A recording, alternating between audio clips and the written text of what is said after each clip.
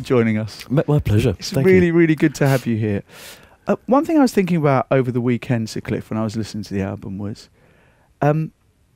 what do you think Warner's, the record company, saw in you that perhaps you didn't? Well, it's not that I didn't see something in me. I knew what I could do. You know, I've been doing it for a long time, and I try to say to people that, you know, age is not a drawback. It's a plus, really, if you think about our industry. Because people like myself and Elton and Eric Clapton, Tina Turner, we know how to do it. It's just whether or not you can do something that can appeal to a new public. That's the big question mark always. But what got me was that Warner suddenly said to me, we'd like to do an album of new songs. And I said, are you kidding? You're willing to gamble? Because airplay is really difficult for people of my age. And they said, no, we think we can make a good album. So they sent out to all these contemporary writers and saying, we're going to do an album with Cliff and write us some songs. We got about 400 songs. And I had said to them, can I call my friends? And sure enough, the first 3 singles will have been written by my old geezer friends, you know, which only goes to show that ageism should never come into music or any art form. You can be 19 and write a fantastic song, as has happened many times now, but you can be 90 and write a fantastic song. So I have a bunch of songs that these writers have given me, and I felt quite honored recording them because I liked all of them. And sometimes you pick the best of a bad bunch, but this time it was just all stuff that I loved instantly. And there are still about 6 or 7 songs that are not on here that are just as good. How different are you as an artist from that 17-year-old that went into Studio 2 at Abbey Road 60 years ago? And how the same are you from that 17-year-old? I don't know. I think, you know, you can remain the same, but you can't stop the aging process. And part of the aging process is discovering what you do, which is the best side that you do, which is the stuff that people like, which is the stuff they don't like. And so as age takes over, so does all the experience. And you can use that experience to perform and to sing. In the end, though, I think most of us as singers, we only record songs we like. And for me, the thing that amazes me is that with 100 and something singles, most of them have been in the top 20. About 34 of them have been in the top 4 and 14 number 1s and loads of them top 20s. And so that's what makes the career. So in other words, my instinct must have been right most of the time. You can't. If I could figure out how to do number 1s, I would have 140 number 1s by now. But it doesn't work that way. No, it's not science. No. It's emotion. It's emotional, and instinct comes in. I mean, I usually give myself 30 seconds in a song. I can tell whether I'm going to like it. If I'm not sure of the verse, I wait till the chorus comes and then think, okay, maybe this is a maybe pile. And this time I didn't choose the records on my own. Warner were with me. So there were always 4 or 5 of us around playing all these songs. And what you have on the album now is 12 brand new songs. And we, the group, all liked them. To me, that was a big plus for me. In the end, I did say, look, I have to have the final say. I'm the one going to go in the studio and record it. If I have doubts about a song, I'm never going to be able to sing it well.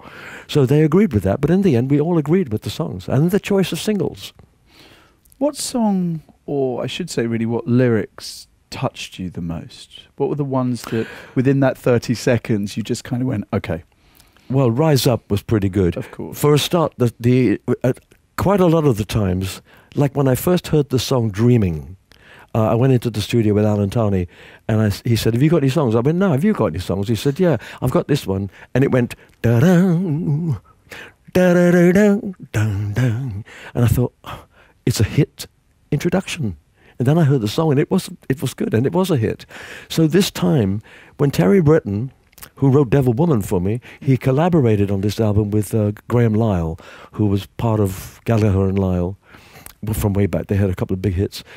And when I heard it, the intro appealed to me, and then the lyrics started. And I thought, this is fantastic. And when it gets to rise up, they're never going to break me down, how could I not relate to that? I felt like I'd come out of this quagmire and I hadn't been broken down. And so it was obvious for me, and it was obvious for the record company. And I was very impressed that when I played them a record by another friend of mine, Chris Eaton, who wrote me a #1 years ago called Saviour's Day, a Christmas hit. I played them this record. I said, look, it may not be right for the album because it's a Christmas song. Anyway, we played it, and they said to me, it may be a Christmas song, but it's a no-brainer. It's got to be on the album. So it is, and will probably be my Christmas single. How much of a difference does it make, the energy in different studios? I mean, Criterion Miami, where you recorded, I mean, we could spend our whole interview just going through the hits that have come out of that studio. I know. It's an extraordinary place. I know, it is. And I kept thinking to myself, I'm singing on this mic, and I'm thinking, Barry Gibb could well have sung on this. The Bee Gees did Staying Alive and all that stuff that they, at Criterion, a whole bunch of other people used it. And so I was happy to be there. In the end, though, you create your own energy. You have to create your own energy.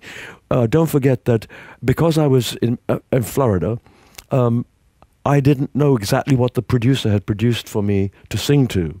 He had used a couple of studios here in Britain, and they arrived, I listened to them, I went, oh, this is fabulous. As soon as you hear what the bass is playing, what the drums are playing, what the guitars are doing, you get into it.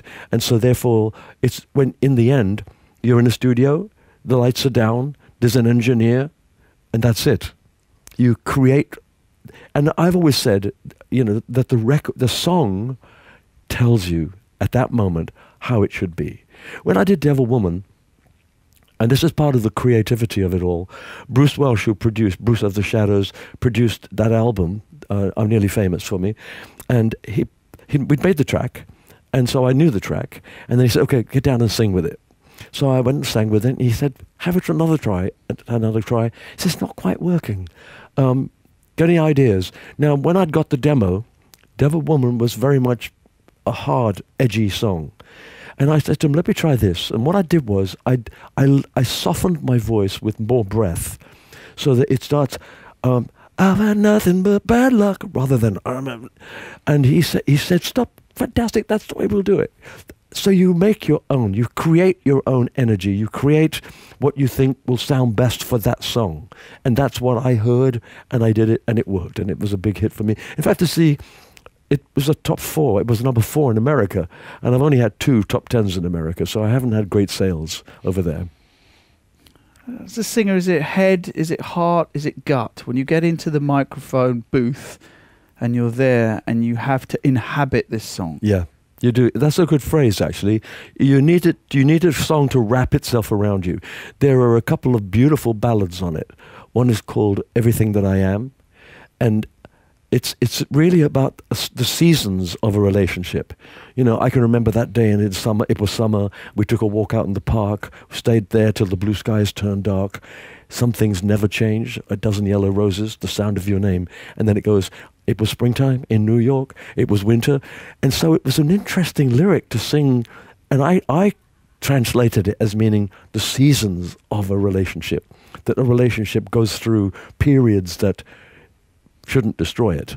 And so it was fantastic to sing a song like that. When you record it, because I was listening to Everything That I Am, actually, and I was wondering, who is it? When you put your emotion into a song like that, is it a composite of all the loves that you've experienced in your life? Do you close your eyes and think of a one person which it applies to? No, I don't think so. Well, it's not necessarily. Well, obviously, if you're in love with somebody, that's the face that you would recognize and relate to. But someone like me, for instance, I just think to myself, okay, it's a love song. And this is where you need your soul in it. I've discovered a new phrase that I've stolen from Sting. Yeah, he was talking to a journalist, and the journalist said, look, okay, you live in America, you perform in America, you come from Britain, what are you? And he said, well, I guess I'll always be British. He said, but my soul is American. I've never been able to articulate that, but I know what I felt, and I knew exactly what he meant. It's the American art form called rock and roll that entered our souls. So our souls are, those of us who were listening to Elvis and all the Little Richards and Buddy Holly and the Everly Brothers, Sting included, the Beatles as well, our souls became American. And so I used that aspect of a soul. I mean, it's not the same as, when we have definitions for music, which bugs me sometimes. Soul music usually is the black gospel influences, And okay, that's okay to name it that, but theirs is not the only soul. There's a white soul as well. And as much as I love, in fact, funnily enough, you know, when I think back, when I first went there, I worked in America with the Isley Brothers, with Sammy Turner. I mean, Dozier Holland. Dozier Holland. Well, I've worked with him a few years ago doing an album of soul music. Yeah, you did. So it was a matter of me singing with the Temptations and Percy Sledge and Peebo Bryson and stuff like that. And what I discovered was what the black singers have, it's unbelievable. I said to them, look, it sounds to me that you guys have vocal cords that are like concrete. And they said, well, what do you think yours is? I said, mine is putty. It's just, they are. There's no doubt about it. There is a special type of sound that comes from a black throat, and it's fantastic. And therefore, that's why there's been such an influence from that soul section.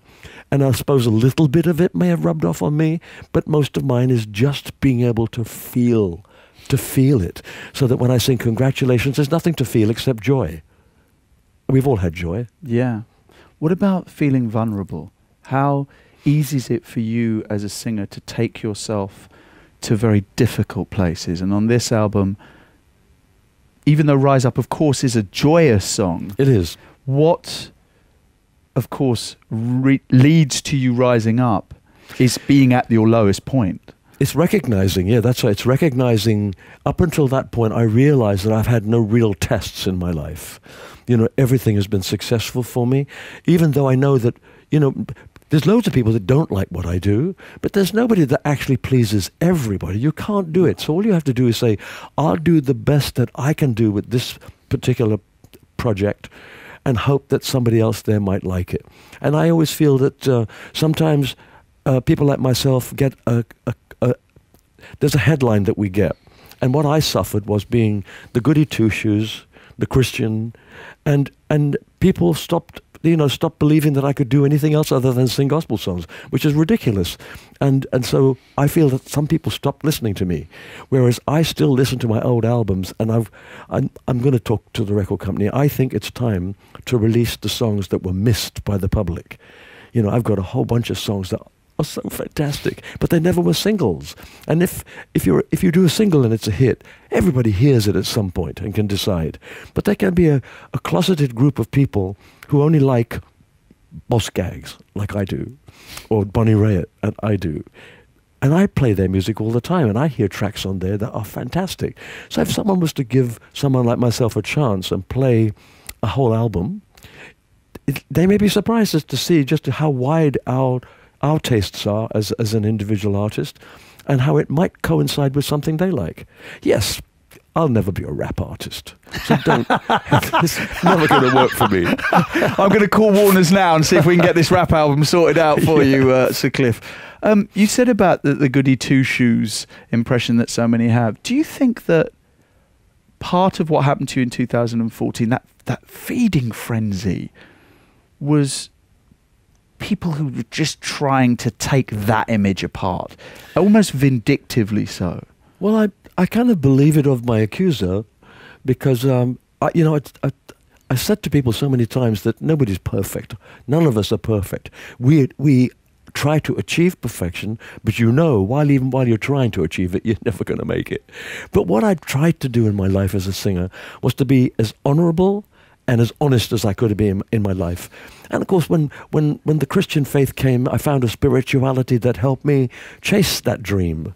And so it was a shock to me that someone could actually accuse me of doing something like that. I have no background at all of any of that kind of activity. And what shocked me was that the BBC know that. I did 3 massive TV series for them. They knew my life inside out. They saw me every flipping week, 6 days a week rehearsing. I had no background. And so it was a shock to me that they took that step of naming me even before the investigation had started. It was the first. That's the reason why it wasn't to do with freedom of speech. It was to do with the Data Protection Act and the gross intrusion of privacy. And I mean, I won the case cleanly because it was obvious that that's what they had broken the rules of doing. So it was a shock to me because, as I say, I remember doing 3 shows for the BBC, 3 sets of 13 shows. They were fabulous. I remember Eunice Stubbs was with me, Hank Marvin was with me, we had Aretha Franklin was a guest one week. It was a joyful time for me, and in a way, they tarnished the memory of it, but that tarnish is fading now. I already realize now I'm through it. Everybody knows this was never going to be possible. But it was a shame they did that. I mean, in a way, they lost my trust. The BBC. Well, it's not the BBC. It's the high echelon. I mean, I'm on the BBC now, aren't I? I have loved the BBC forever, and they have been nothing but kind to me in terms of airplay over the years. Even now, they've been supporting my new album. I had to say I'm suing the BBC because I couldn't separate those people at the top that took this terrible, mistaken choice of direction. Because they did it in the name of the BBC. But as far as I'm concerned, I've always loved the BBC. Even when I'm in America, I listen to BBC World to get the news. If I'm in Australia and the zone time is right, I play the BBC. So there's no animosity between me and the BBC. Only that handful of people at the top who, as yet, still haven't given me a genuine apology. When they did apologize, they then put the word "but" in. But we felt we did the right thing. Sorry. Your apology is gone as soon as you say that. You didn't do the right thing by me. So anyway, it's in my past now, but I'll always have it in my head. I'll always remember it, even though it may fade, but it won't go away. You said that you've had a blessed, charmed life. I mean, it's been success, but there have been moments in your life. Your father was young when he passed. He was in his 50s, wasn't he? 56. Yeah, he was. Yeah. Your mother had a terrible decline with Alzheimer's, which you and your sisters witnessed, and dementia, which you witnessed and you had to deal with. And then this happened. And I always wonder, when a person of faith has such a deep-rooted faith, about how that is tested and how you manage to then cling on to it. Because there must have been moments, Sir Cliff, in 2015, you must have said, why me? Why is this happening to me? You must have looked, you must have prayed and thought. Oh, I prayed all the time, and that was so wonderful for me during this last episode. My father died before I'd actually found spirituality. I was never an atheist. I always felt there had to be something there, but I thought, what's that got to do with me? He's there, I'm here, I'm going to sing. And you were just on the cusp of becoming... Yeah, and it had just begun. My father's death was a shock to all of us, but he was a very heavy smoker, and his illness was based on that fact. But my mother survived many years later and didn't die till she was 87, but she didn't die of... Dementia apparently is strange, isn't it? Dementia doesn't kill you, but it takes away your life. It doesn't... it took away her life. And in the end, I think she died of pneumonia. But Alzheimer's is different. Alzheimer's can actually kill you at the age of 40. Right. So in that respect, we were lucky that my mother didn't get taken immediately. We had her for a period after that. Maybe the last few years were difficult because she didn't remember any of us. But and even then, yes, I prayed at that stage. But one thing's for sure. We seem to deal with birth really well. But we're all going to die.